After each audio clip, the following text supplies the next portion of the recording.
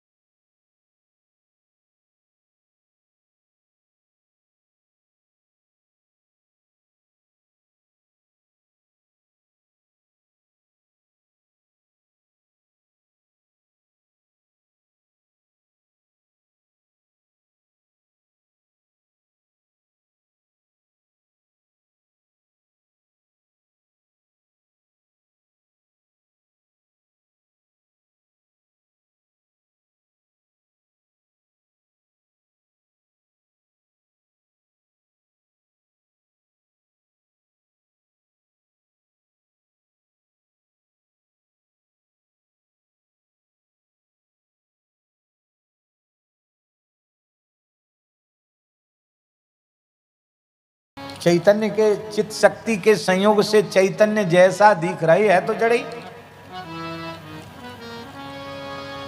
फिर मृत्यु क्या है? आप मृत्यु को सिरे से नकार रहे हैं तो मृत्यु है क्या? वे ऋषि कहते हैं तस्मात् प्रमादो वही मृत्यु है। क्या? प्रमाद। प्रमाद ही मृत्यु है, आलस्य ही मृत्यु है। इसलिए वेद में लिखा है, मिश्री जी, चार युग कौन कौन है?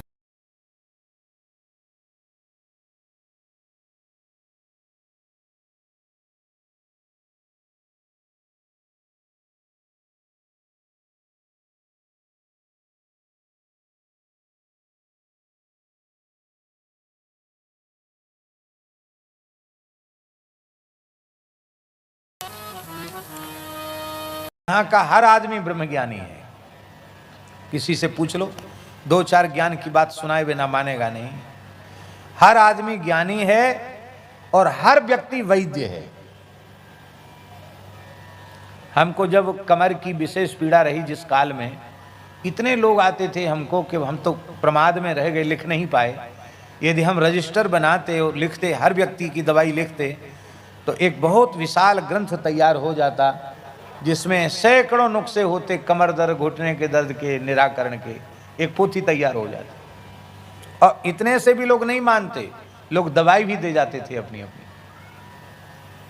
और हमारे जगदीश बाबू साथ रहते, इन्होंने कहा महाराज जी आप सबकी दवाई ले लेते हैं, तो भाई देखो न लेंगे तो इनको दुख होगा, इनके सुख का विचार करके लेते हैं। और हमारे पर दवाई का क्या होगा? बोले तमाम लोग आते हैं महाराज हमारे भी दर्द है, तो कोई ना कोई दवाई उठा के दे देते हैं। फायदा हो जाए तो ठीक है, ना हो तो जैसी राम जी की इच्छा। तो हर व्यक्ति तो वैद्य है और हर व्यक्ति ज्ञानी है, इसके बाद भी दुखी है और इसके बाद भी रोगी है। उसका कारण यह है कि न तो ज्ञान को अपने काम में लेते हैं और न अपने आयुर्वेद को अपने काम में लेते हैं।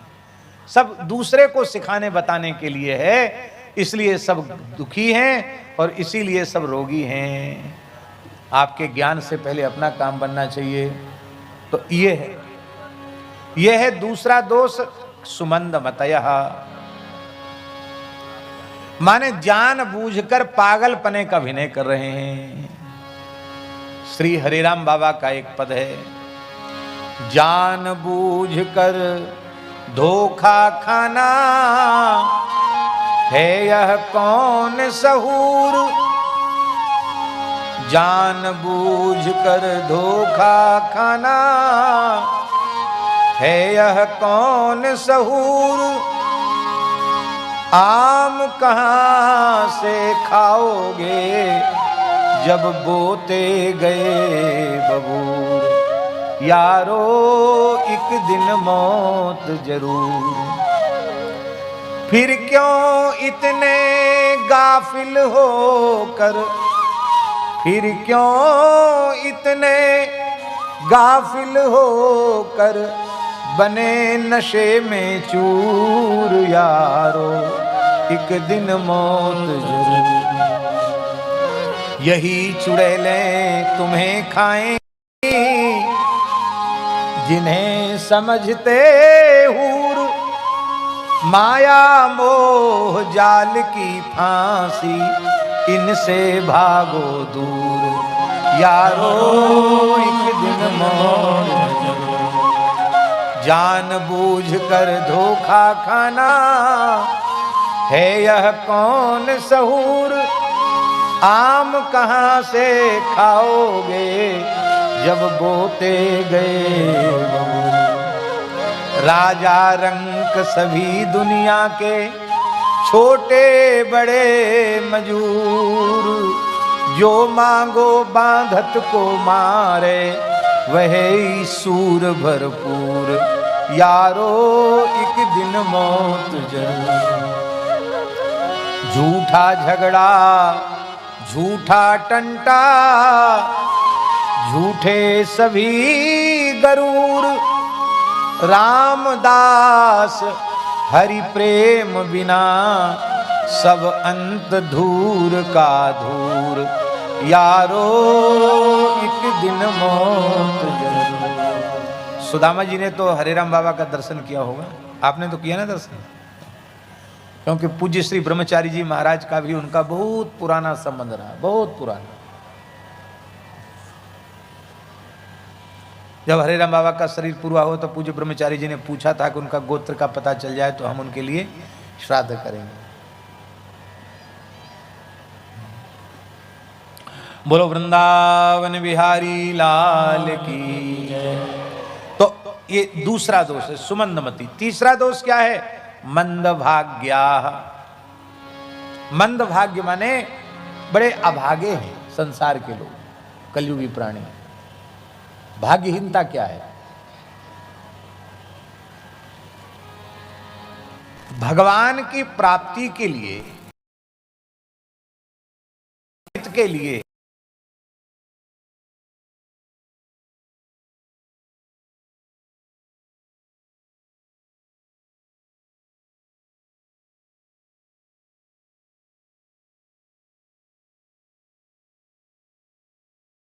चरम देह द्विज के में पाई, अंतिम शरीर है ब्राह्मण शरीर। भगवान ने अंतिम कृपा कर दी। अब इस कृपा के बाद फिर किसी माता के गर्भ में हमें जाना पड़े, सुअर कुत्ता गधा घोड़ा बनना पड़े, भूत प्रेत बनना पड़े, इससे बड़ा दुर्भाग्य और क्या होगा। इसलिए निश्चय करना है कि इसी जन्म में इसी शरीर से हमें अपना परम कल्याण करना है। इतना अच्छा वातावरण, ऐसे माता पिता, ऐसे संत, ऐसे गुरु, ऐसा मंगलमय अवसर हम लोगों को भगवान ने दिया है, फिर भी हम अपना कल्याण न कर सकें, यही है मंदभाग्य। हम लोगों को अपने जीवन में एक से एक भगवत प्राप्त वीतराग पुरुष मिले, जिनको हम अनुभव कर सकते हैं अपने मन में कि ये भगवत प्राप्त महापुरुष ही है।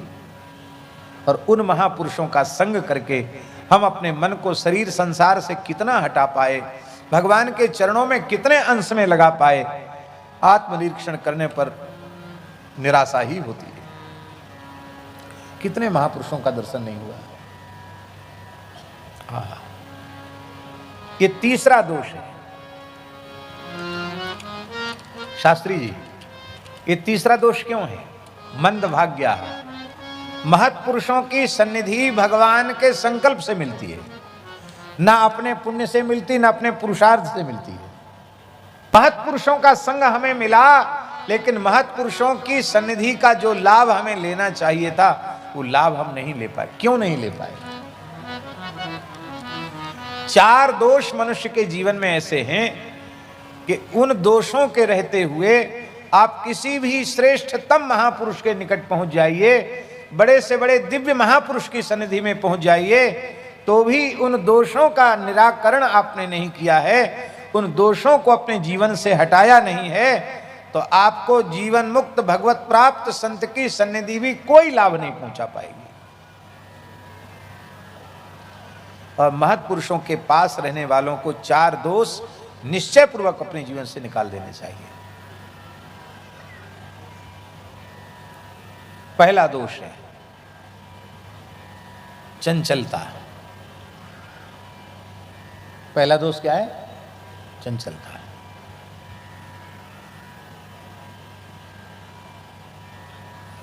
साधक में चंचलता का अभाव होना चाहिए। जो व्यक्ति चंचल होगा, जिसकी इंद्रियां चंचल हैं, जिसका मन बुद्धि चंचल है, वह व्यक्ति सत्पुरुष के पास में रहकर भी उनके उपदेशों का आदर नहीं करेगा, उनके द्वारा दी गई विद्या का आदर नहीं करेगा, अपितु अपने प्रमाद से बहुधा उनका तिरस्कार भी कर देगा, उनकी अवज्ञा कर देगा। ये बहुत बड़ा दोष है चंचल प्रकृति के व्यक्ति में। इसलिए महापुरुष के निकट रहने वाले व्यक्ति को कैसा होना चाहिए? महापुरुष के निकट रहने वाले व्यक्ति को स्वभाव से ही गंभीर होना चाहिए, चंचल प्रकृति का नहीं होना चाहिए।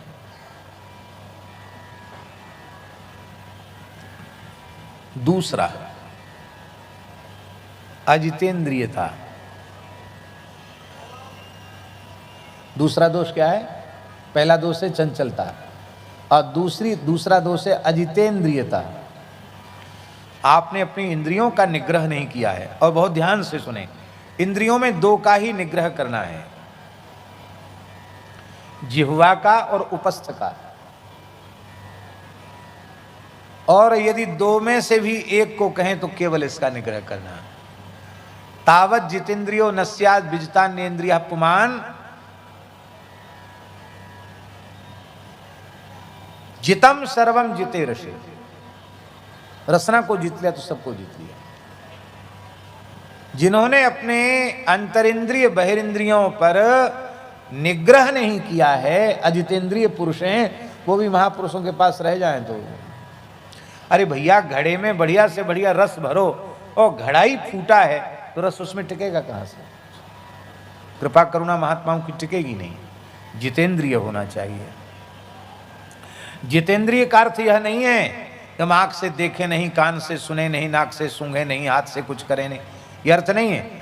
जितेंद्रिय का अर्थ है जो देखने के योग्य हो उसे देखें, जो सुनने के योग्य हो उसे सुने, जो करने के योग्य हो वह करें, जहाँ जाने के योग्य हो वहाँ जावें, जो त्यागने के योग्य है उसको त्यागें, जो ग्रहण करने के योग्य है उसको ग्रहण करें, जो खाने के योग्य है उसे खाएं, जो पीने के योग्य है उसे पीवें।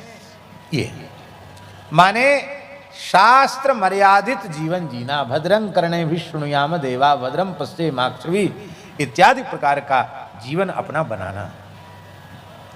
तीसरा दोष, पहला कौन बताया? चंचलता। दूसरा दोष अजितेंद्रियता। और तीसरा दोष है कौन सा?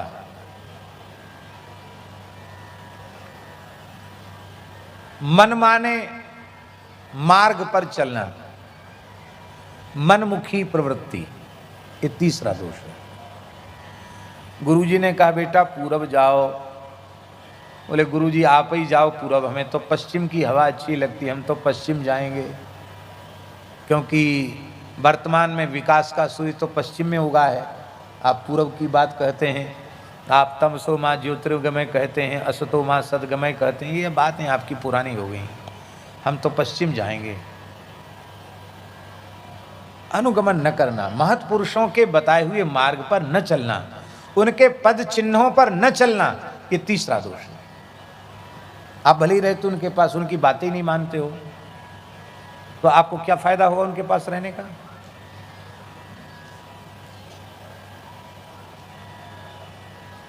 चौथा दोष है बहुभाषण, बहुत बोलना, ये चौथा दोष है, अंतिम दोष है। बहुत बोलने वाले से भी अपराध बार बार बनते हैं, इसलिए वाणी का प्रयोग बहुत सोच समझकर करना चाहिए।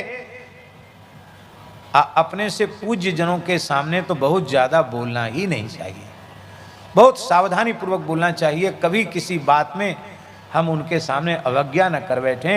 हाँ, वे पूछ रहे हैं, उनको जानना चाहते हैं तो आप बता दो, अपनी तरफ से बक बक बक बक बक करते रह जाओगे तो कभी न कभी परिहास में, प्रमाद में उनका तिरस्कार हो ही जाएगा, उनकी अवज्ञा हो जाएगी। ये चार दोष हैं।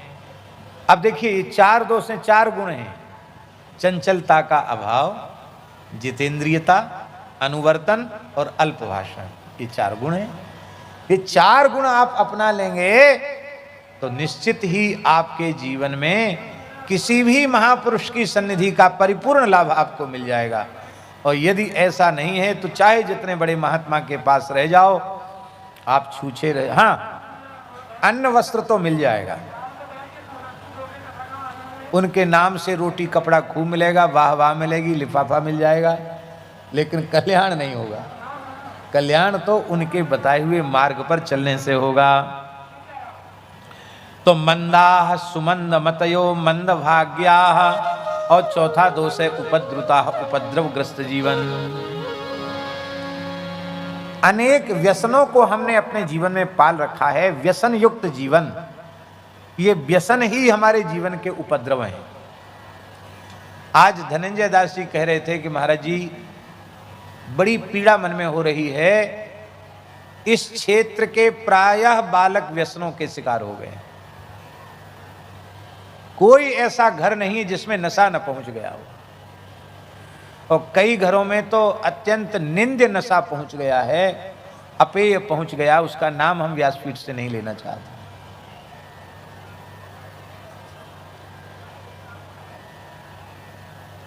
बड़े से बड़े पापों का प्रायश्चित है, पर ब्राह्मण यदि अपेय पी ले, मद्यपान कर ले, तो उसका प्रायश्चित नहीं है। और ये नशा कहां से शुरू होता है? ये भांग से शुरू होता है। और भांग तो सीधे शंकर जी की दुहाई हम लोग देते हैं, अरे महाराज भोले बाबा को बहुत प्रिय है। और देखो पंडित लोग जब अभिषेक कराते हैं, ओम मां विजयन धनु कप्रदिनो, बोले देखो मंत्र लिखा है विजयन धनु, इससे भांग अर्पित करते शंकर जी को। फिर भांग के बाद दूसरा अध्याय होता है गांजे का, तीसरा अध्याय होता है चरस का, और उसके आगे फिर अध्याय बहुत खतरनाक है, उसकी हम चर्चा नहीं करेंगे। फिर बहुत सूंघने वाली चीज़, जाने कैसी कैसी गंदी से गंदी चीज़ें, उनका नशा होता है। और फिर इंजेक्शन लोग लगाने लग जाते हैं, नशे की गोलियां खाने लग जाते हैं। इतना ही नहीं, अशुद्ध वस्तु पीने लग जाते हैं। शंकर जी की दुहाई दे के आप गांजा भांग का सेवन करते हैं तो शंकर जी को केवल उतने के लिए ही प्रमाण मानते हैं। अच्छी बात है, शंकर जी ने कालकूट विष पी लिया था, आप थोड़ा पी के देखिए। शंकर जी तो कालकूट विष पीकर नीलकंठ हो गए, आप थोड़ा पी के देखिए, कोई कंठ नहीं रह जाओगे। हाँ, शंकर जी तो नीलकंठ हो गए, तुम कोई कंठ नहीं रह जाओगे। इसलिए भागवत जी में स्पष्ट लिखा है, ईश्वराणाम वचः सत्यम तथैवा चरितं क्वचित। जो ईश्वर कोटि के महापुरुष होते हैं, उनका आचरण सामान्य लोगों के लिए अनुकरणीय नहीं होता है। जरत सकल सुर वृंद विषम गरल जेहि पान किय, तेहि न भजसि मति मंद, को कृपालु शंकर सरिस। बोलो नीलकंठ भगवान की जय। तो शंकर जी का तुम गांजा भांग वाला दुहाई दे रहे हो तो जहर भी पियो, जहर तो नहीं पियोगे, गांजा भांग पीने लग जाओगे। तमाकू खाना बहुत बड़ा पाप है, बहुत ध्यान से सुनो। पौराणिक आख्यान के अनुसार जब भगवान श्री कृष्ण अमृत कल्प वृक्ष लेने के लिए देवलोक गए, उस समय देवताओं का युद्ध हुआ, पुराणों में वर्णन है। उसमें देवताओं का पक्ष लेकर सुरभि गाय भी देवताओं के पक्ष से आई, देवताओं को बचाने के लिए। जैसे ही सुरभि को देखा भगवान ने, सो भगवान ने अपने धनुष की प्रत्यंचा उतार दी। बोले गाय के सामने हम हथियार नहीं उठा सकते, क्योंकि विप्रधेनु सुरसंत हित लीन मनुज अवतार, हम नहीं उठा सकते। गरुड़ जी को बड़ा गुस्सा आया कि भगवान तो गौ ब्राह्मण के लिए अवतार लेते हैं, और ये सुरभि गैया, ये देवता रोए गए तो इनके पक्ष में आके खड़ी हो गई। ये भगे तब देवता भगे यहाँ से। तो गरुड़ जी ने धीरे से सुरभि को अपने पंख से स्पर्श किया। उससे सुरभि को कुछ चोट आई और उसके शरीर से जो रक्त के कण धरती पर गिरे, उससे तंबाकू उत्पन्न हो गए। इससे तंबाकू खाना गोमांस भक्षण के समान पाप है। तंबाकू खाने वाला कभी हिंदू नहीं हो सकता है, उसको अपने को हिंदू मानना नहीं। तंबाकू खाने वाला, तंबाकू पीने वाला हिंदू नहीं हो सकता। मंत्र सिद्धि नहीं होगी तंबाकू खाने वाले। पता नहीं कहाँ का श्लोक है, पर धर्मसंघ वाले गुरुजी कहते थे कि तंबाकू खाने वाले अथवा तंबाकू पीने वाले ब्राह्मण को दान देने वाला भी नरक जाता है। धूम्रपान रतम विप्रम यस्तु दानम प्रयच्छति, और दाता तो नरकम ब्राह्मणों ग्राम शुक्र दाता तो नरकम ब्रजेत। दाता नरक जाएगा और ब्राह्मणों ग्राम शुक्र।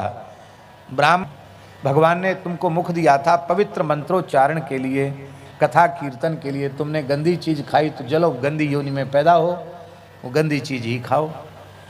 इसलिए भैया कोई खाते वाते हो तो उसको तत्काल त्याग दीजिए, इसी यहीं छोड़ के चले जाओ कि अब हम चाहे मर जाएं पर हम तंबाकू नहीं खाएंगे, बीड़ी नहीं पिएंगे, गांजा नहीं पिएंगे, भांग नहीं खाएंगे, क्योंकि ये व्यसन भी हमारा जीवन में। अब बहुत से लोग कहते हैं कि हम जब कुछ जड़ी बूटी खा लेते हैं, बहुत बढ़िया भगवान का ध्यान लग जाता, हमारी एकदम धुन लग जाती है, लौ लग जाती है भगवान। बहुत से लोग कहते हैं ऐसा, और विशेषकर तो अन्यथा नहीं माने त्यागी तपस्वी लोग कहते हैं महाराज जी क्या कहना, एक चिलम लगाओ बस सीधी लौ राम जी में लग जाती है। लेकिन भैया संत कबीरदास जी ने कहा, ध्यान से सुनो, अमली होके धरे ध्यान। नशा करके कहे कि हम ध्यान लगाते हैं। अमली होके धरे ध्यान, ग्रही होके कथे ज्ञान, और साधु होके कूटे भग, कहे कबीर ये तीनों ठग। अमली होके ध्यान धरता है, नशा करके समाधि लगाता है।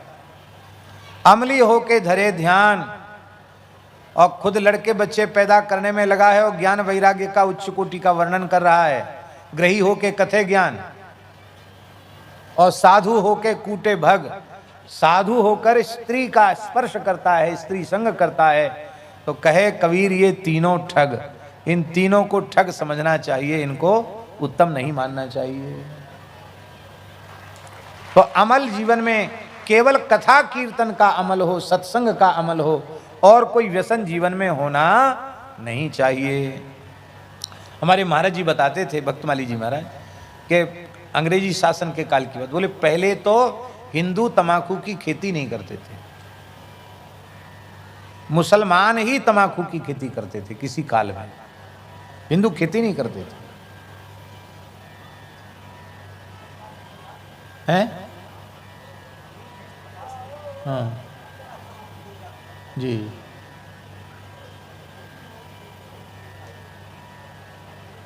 जी आप बता रहे हैं कि मुसलमानों के द्वारा खेती होती थी, आपको पूर्व की स्मृति है, उसके आधार पे आप बताएं।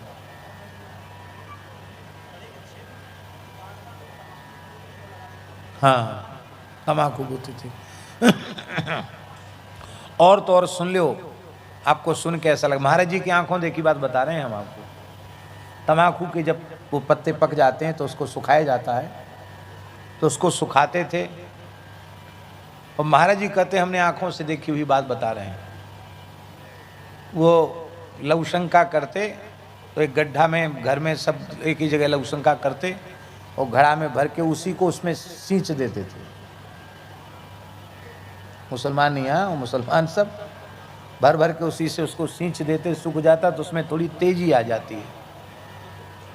वो आप उसको खा रहे हो, बोले हम तो बहुत श्रेष्ठ पंडित हैं, हम सरजू पारीण हैं, हम कान्यकुब्ज हैं, हम सनाढ़ हैं, हम गौड़ हैं। अरे भैया तुम आदमी नहीं हो, हैं इतनी गंदी चीज तुम खा रहे हो। एक लड़के ने हमको दिखाया अपनी आंखों से, विद्यार्थी जीवन में, हाथी छाप एक आता था, अब आता कि पता नहीं, एक बड़ा पैकेट उसने खोला, आता है अभी भी, उसको खोल के दिखाया, उसमें एक इतना सा टुकड़ा निकला। तो हमने पूछा कैसी कचड़ा आ गया होगा। मैंने कहा नहीं ये तो गंदी चीज़ लग रही है। तो उस बालक की ही बात बता रहे हैं आपको, उस पर पानी डाला तो वो मल निकला, मनुष्य का मल निकला। वो उस लड़के की तंबाकू खाना छूट गई। मैंने कहा देख लो ये खा रहे हो तुम। अब वहीं सूखती वहीं लोग चले जाएं डोल डाल तो कौन मना करेगा उनको। व्यसन नहीं होना चाहिए तुम्हें। वैष्णव का धर्म क्या है पुरुषोत्तम दास जी, जो वस्तु भगवान को भोग नहीं लग सकती है उसे आहार के रूप में नहीं लेना, भगवत प्रसाद का ही सेवन करना, चाहे अन्न हो जल हो। किसी भी भगवान के मंदिर में प्याज, लहसुन, गांजा, भांग, तमाकू, अफीम इसका भोग कहीं लगते सुना है आपने, देखा है? जब भगवान ग्रहण नहीं करते तो हम भगवान कार्य करें, इसलिए इन वस्तुओं का त्याग कर देना चाहिए। हजारों बात कहने सुनने संसारी लोग अपना इन दोषों के कारण कल्याण नहीं कर पाते हैं, इसलिए भगवान आप कृपा करके भगवान के मंगलमय चरित्रों को सुनाइए। क्यों?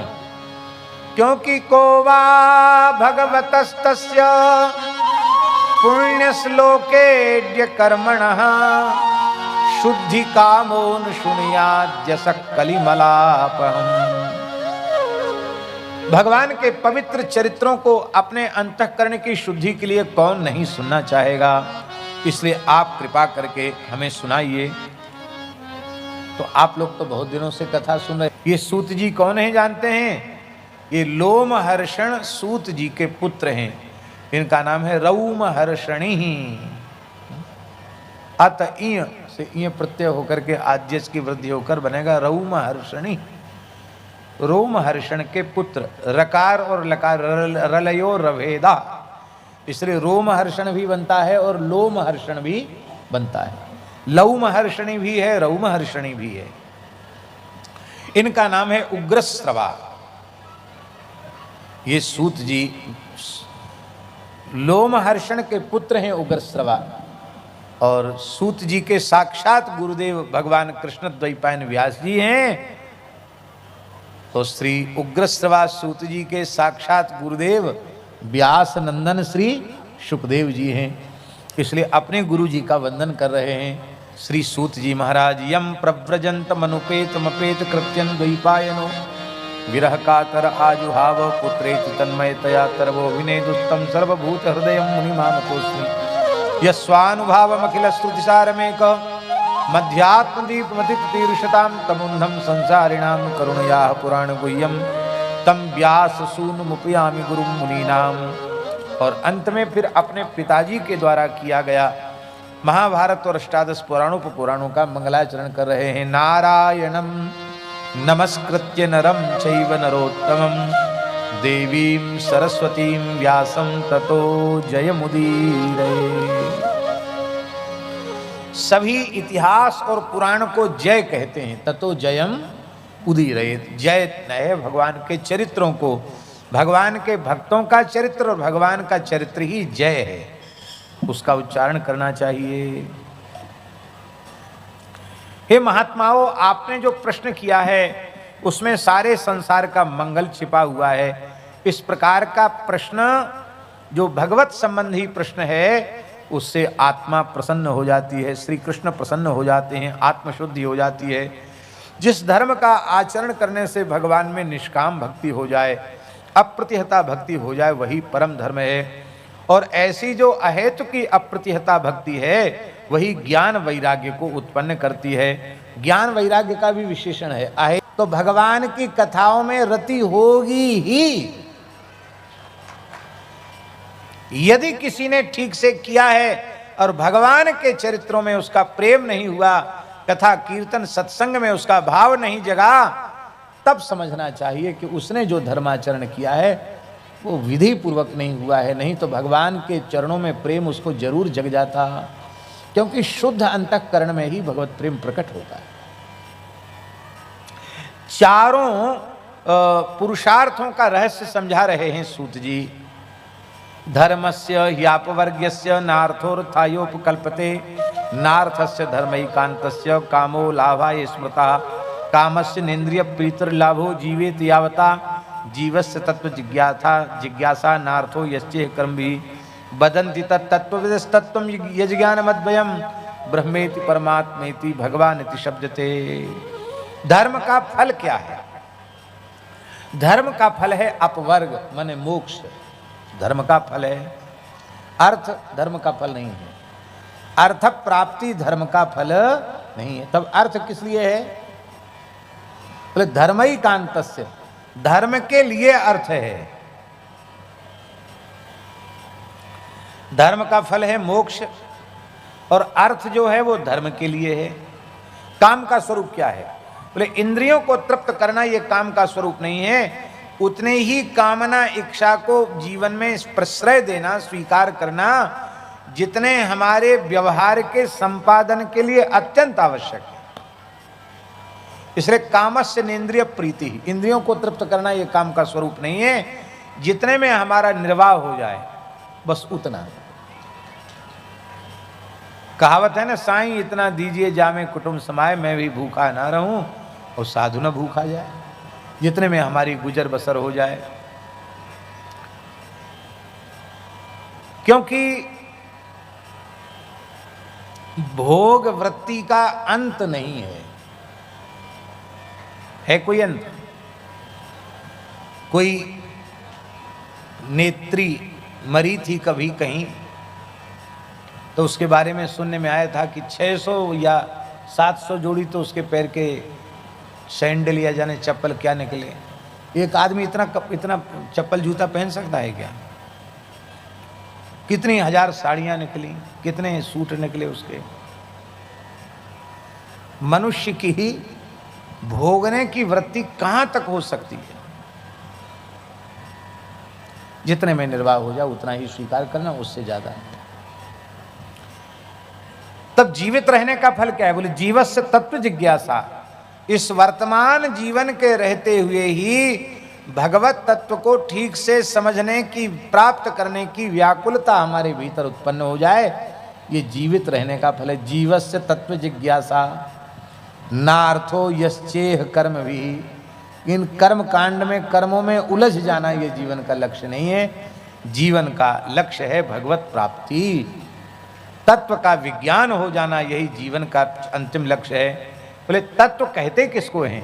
कहते तत्वज्ञानी पुरुषों ने उसी परात्पर पर तत्व को 3 नामों से व्यवहृत किया है। ब्रह्मेति, परमात्मेति, भगवान इति शब्दते। उसी परात्पर पर तत्व को ब्रह्म कहा और उसी परात्पर पर तत्व को परमात्मा कहा और उसी परात्पर पर तत्व को भगवान कहा। ऐसा नहीं समझना कि ब्रह्म अलग है, परमात्मा अलग है, भगवान अलग। एक ही है, चाहे ब्रह्म कह लो, चाहे परमात्मा कह लो, चाहे भगवान कह लो, एक ही तत्व है। पर ये अलग अलग संज्ञा किस लिए है? एक की ही है, पर अलग अलग नाम क्यों हैं? इसको एक उदाहरण देकर हम समझा रहे हैं।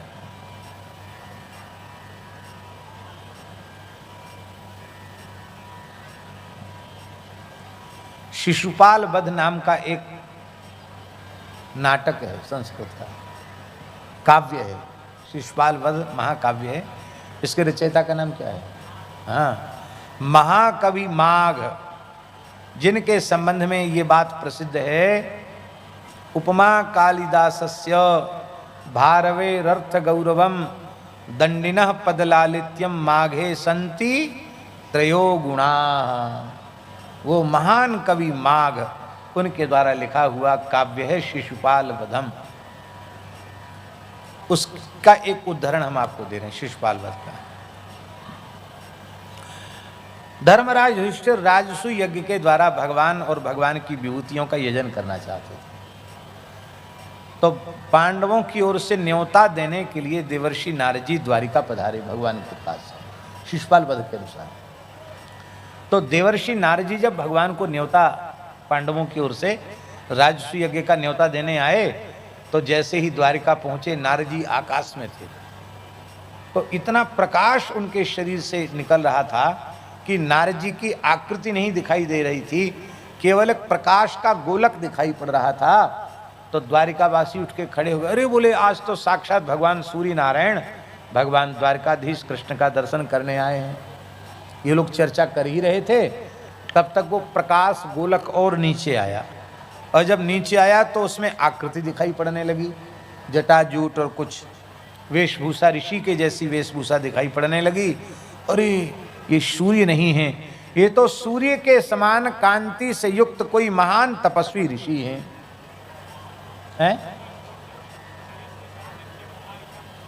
हाँ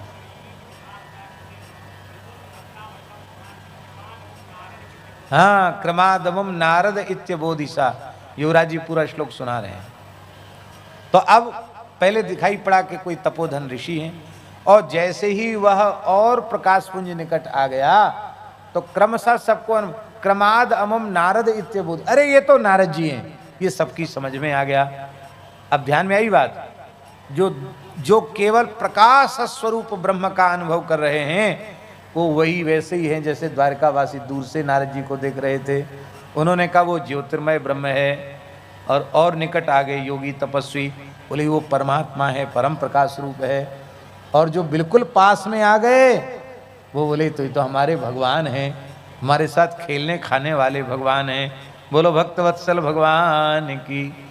अब आप इतनी दूर से केवल प्रकाश का ही आनंद लेना चाहते हो तो उस मार्ग में जाओ, और भगवान के साथ खेलना चाहते हो तो भगवान से प्रेम करो, यही कहने का भाव है। उन्हीं को भगवान कहते हैं। बहुत सुंदर अध्याय है।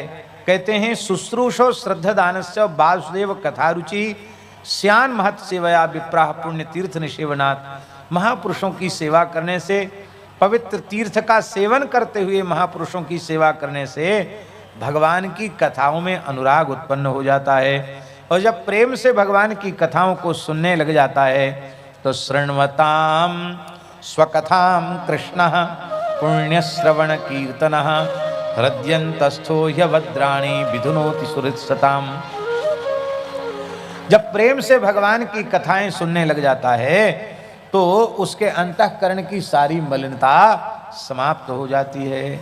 यहाँ कृष्ण कर्ता पद है और विधुनोति यह क्रियापद है। इसका अर्थ है अंतःकरण की मलिनता को सर्वथा नष्ट कृष्ण ही कर देते हैं। माने जब कथा सुनने हम बैठते हैं तब हम अपने अंतःकरण की शुद्धि के कर्ता स्वयं नहीं होते, अपितु हमारे अंतःकरण की शुद्धि के कर्ता सर्वसमर्थ भगवान होते हैं। इसलिए कथा सुनने से बढ़कर के चित्त की शुद्धि का दूसरा कोई साधन नहीं है। इस तरह से जब धीरे धीरे भागवतों की सेवा करते करते, कथा सुनते सुनते जब अंतःकरण निर्मल हो जाता है तो भगवान के चरणों में नैष्ठ की भक्ति प्राप्त हो जाती है। फिर रजोगुण तमोगुण जीवन में नहीं रह जाते हैं, और जब रजोगुण तमोगुण नहीं रह जाते हैं तो काम लोभादि विकार भी नहीं रह जाते हैं, और जब काम लोभादि विकार नहीं रह जाते हैं विशुद्ध सत्व में उसकी स्थिति हो जाती है। तो एवं प्रसन्न मनसो भगवत भक्ति योगता, भगवत भक्ति के योग से अंतःकरण जब प्रसन्न हो जाता है, आह्लाद से भर जाता है, तो भगवत तत्व विज्ञानम मुक्त संगस्य जायते। भगवान के तत्व का विज्ञान आसक्ति रहित पुरुषों को ही होता है। मुक्त संगस्येव भगवत तत्व विज्ञानम जायते नामुक्त संगस्य। भगवान का विशेष ज्ञान शरीर संसार में जिनकी कहीं भी ममता नहीं है, आसक्ति नहीं है, उन्हीं को भगवान के तत्व का ज्ञान होता है। और ये शरीर संसार की ममता भगवान की कथा सुनने से ही नष्ट होती है, और कोई दूसरा इसमें साधन नहीं है। ये दूसरा जो अध्याय है प्रथम स्कंध का, ये द्वितीय नहीं है। हम तो इस दूसरे अध्याय को अद्वितीय अध्याय कहते हैं। हम तो कहते हैं इस अध्याय की ही एक सप्ताह कथा होनी चाहिए, इतना सुंदर अध्याय है। पूरा साधन का मार्ग बता दिया गया, कैसे जीव का कल्याण होता, सब बात बता दी गई है। वासुदेव परा वेदा, वासुदेव परा मखा, वासुदेव परा योगा, वासुदेव परा क्रिया, वासुदेव परम ज्ञानम, वासुदेव परम तपः, वासुदेव परो धर्मो, वासुदेव परागति।